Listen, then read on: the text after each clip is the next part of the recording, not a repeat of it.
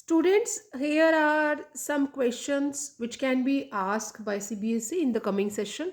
So, the first question is, what are the concentration units of molarity and molality? So, molarity and molality, this is from the unit solution and the units.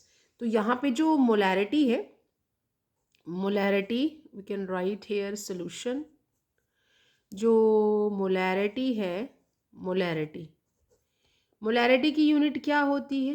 That is the number of moles divided by volume of solution in litre. तो यहाँ पे जो unit आ जाएगी for molarity, that is mole per litre for molarity.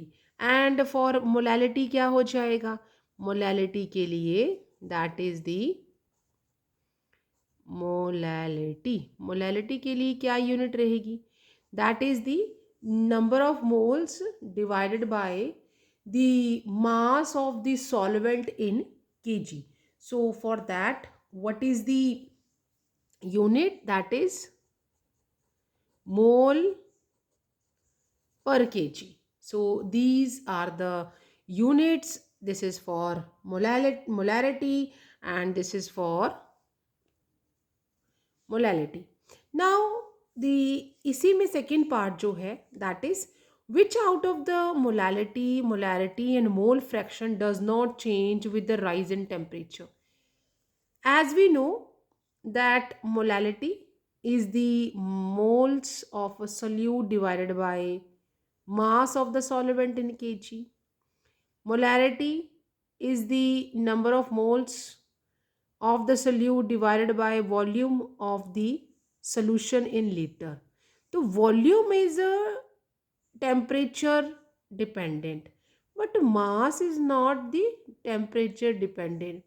Same mole fraction, that is the number of moles of one component divided by total number of moles, and number of moles are not depending upon the temperature.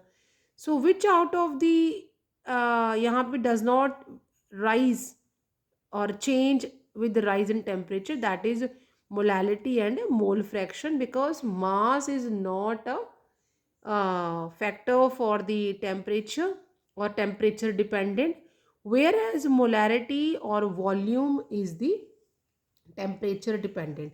तो यहाँ पे हमने answer इसका second का जो answer है, how we will write the answer, this one is for the first, that molality molality and mole fraction molality and mole fraction are independent of rise in temperature. And why like that? Because mass is not depending upon the mass, किस पे depend नहीं है? Temperature पे, where as volume is a temperature dependent. Now the जो second हमारा question है, that is the molar conductivity of 1.5 m। यहाँ पे मोलैरिटी दी हुई है and solution of an electrolyte is found to be 138.9 siemens per centimetre per mole. Molar conductivity भी provided है एंड कंसंट्रेशन भी प्रोवाइडेड है। Then we have to be calculate the conductivity of this solution. या इस तरह से question जो है वो आपको आ सकते हैं, जिसमें कि जो वैल्यूज़ हैं they can be get change, values change हो सकती हैं। So how we will write this one, that इसका जो आंसर है, how we will start writing, that molar conductivity equal to conductivity into 1000 divided by, that is यहाँ पे जो उसका हमें कंसंट्रेशन जो है वो यहाँ मोलैरिटी में दी हुई है, तो we can write like this and by substituting the values. Molar conductivity हमें यहाँ दी है, मोलार कंडक्टिविटी 138.9 है। हमें कंसंट्रेशन भी प्रोवाइडेड है, So substitute the values and what we will get, molar conductivity 138.9 equal to, मुझे conductivity नहीं मालूम है, multiply with the 1000 and divided by, हमें यहाँ पे 1.5, ये आपको वैल्यू दी हुई है, हमने यहाँ लगा ली। और ये हमने क्या लिख दिया है, that is mole per litre.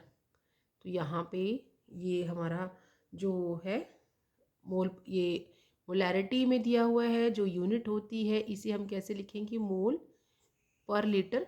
तो लीटर के लिए मैंने इसको 1000 से इस तरह से मल्टीप्लाई कर दिया है। Now do the cross multiplication, ये यहाँ पे आ जाएगा और k विल बी देयर, तो k equal to 138.9 multiply with 1.5 divided by 1000। तो ये इस तरह से हमारे पास वैल्यू आ जाएगी, जिसे मैं जब अभी इसको हम सॉल्व करते हैं and what we will get, that is 208.35 by 1000। मैंने यहाँ पे कैलकुलेटर की हेल्प ले ली है और इसको मल्टीप्लाई कर दिया है, but in board examination you are not provided with the calculator. Multiply भी हम यहाँ पे कर सकते हैं but it will take a little time. तो हम इससे जब हम ये जो पॉइंट्स है इसे आप ऊपर लेके जाएंगे तो what would be the answer, answer क्या हो जाएगा, that conductivity equal to, that is 2, यहाँ से 1 2 ये शिफ्ट करेंगे 2.08, और डेसिमल के बाद वैसे तो हम 2 डिजिट सफिशेंट थे बट सारे ही मैंने यहाँ लिख दिए, और जो 10 बचा है उसे हम वापस 10 टू द पावर -1, और यूनिट क्या हो जाएगी, that is siemens per centimetre. तो ये वैल्यू आ गई हमारी कंडक्टिविटी की। इस तरह से हम इसे सॉल्व कर सकते हैं। और या इसको आप याद रखिएगा, if you can get a question that what is the SI unit for the conductivity, that is siemens per centimetre. Now we are having one more question here. इसमें मैंने एक और क्वेश्चन जो कि कोऑर्डिनेशन कॉम्प्लेक्स से question है, that write the IUPAC name of the complexes यहाँ पे रिटर्न है, इनकी आईपीएससी नेम लिखने हैं। जो फर्स्ट कॉम्प्लेक्स है हमारे पास दैट इज़ दी प्लैटिनम का है, और हमारे पास यहाँ पे 4 एमाइन लगे हुए हैं, and then we are having 2 negative ligand जो क्लोरीन है, और बाहर प्राइमरी एमाइन भी 2 है। जब भी हम नाम लिखते हैं मुझे ऑक्सीडेशन नंबर तो फाइंड आउट करना है, बिकॉज हमने ऑक्सीडेशन नंबर रोमन में लिखना होता है।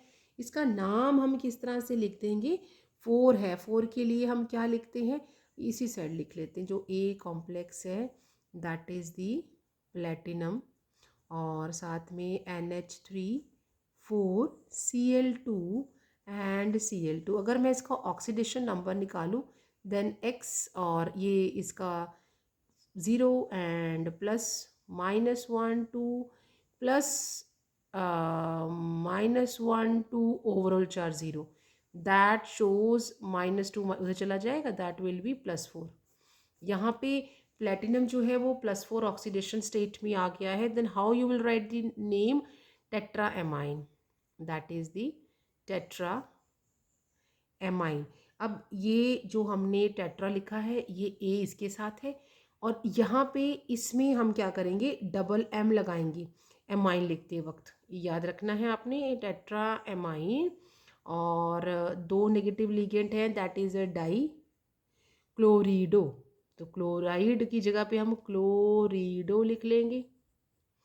और ये किसका कॉम्प्लेक्स है, प्लेटिनम का है, तो हम इसका नाम लिख देंगे दैट इज दी, अब नाम भी हमने सिंपल विदाउट एनी गैप लिखना है, प्लेटिनम। और अभी हमारे पास इसका जो ऑक्सीडेशन नंबर आया है वो 4 आ गया है, तो मैंने रोमन में लिख दिया। और बाहर जो यहाँ पे क्लोरीन है उसकी हम नंबर नहीं लिखते, तो उसका हम क्या लिख देंगे यहाँ पे, दैट इज दी क्लोराइड। तो इसका नाम हो गया that is tetra amine, tetra का ए साथ में रहेगा इधर और एमाइन अलग से, डाइक्लोरिडो प्लेटिनम, प्लेटिनम का मैंने अभी ऑक्सीडेशन नंबर निकाला, वो मैंने यहाँ 4 क्लोराइड लिख दिया। अब हमारे पास यहाँ पे जो सेकेंड कॉम्प्लेक्स है वो भी प्लेटिनम का ही है। ऑक्सीडेशन नंबर हम यहाँ पर भी निकाल लेते हैं, इसका नहीं मालूम है तो x है, और 0 को 2 से मल्टीप्लाई करेंगे, देन -1, एंड ये क्या है हमारे पास, this is called the methane amine, it is not a EN, methane amine है ये, और इसके ऊपर भी जो चार्ज है दैट इज़ दी 0, और प्लस बाहर एक हमारे पास क्लोरीन है, ओवरऑल चार्ज 0 है, which shows x equal to +2। जब माइनस और माइनस उधर चला जाएगा तो +2 हो जाएगा। नाम कैसे लिखेंगे आप, हाँ अल्फ़ाबेटिकली लेंगे ना तो बेटा A will come first, then chlorine है, देन M आएगा मीथेनमाइन। तो अल्फ़ाबेटिकली नाम लिखेंगे तो क्या नाम आ जाएगा, दैट इज़ डाई, डाई के लिए, और एमाइन डबल M आ जाएगा, डाई एमाइन, और उसके बाद C आ जाएगा, दैट इज़ क्लोरिडो। नेगेटिव लिगेंड को हम एंड करते हैं O के साथ, and methane amine, that is the methane, और हम ई नहीं लिखेंगे, एमाइन, एमाइन में डबल M नहीं डालेंगे, सिंगल M डालेंगे, डाई एमाइन क्लोरिडो मीथेन एमाइन, और किसका कॉम्प्लेक्स है ये, प्लेटिनम का, that is the platinum.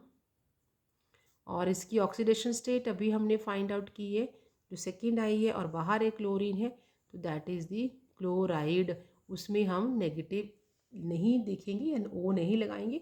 So this is what how we will write the IPAC names of the coordination complexes.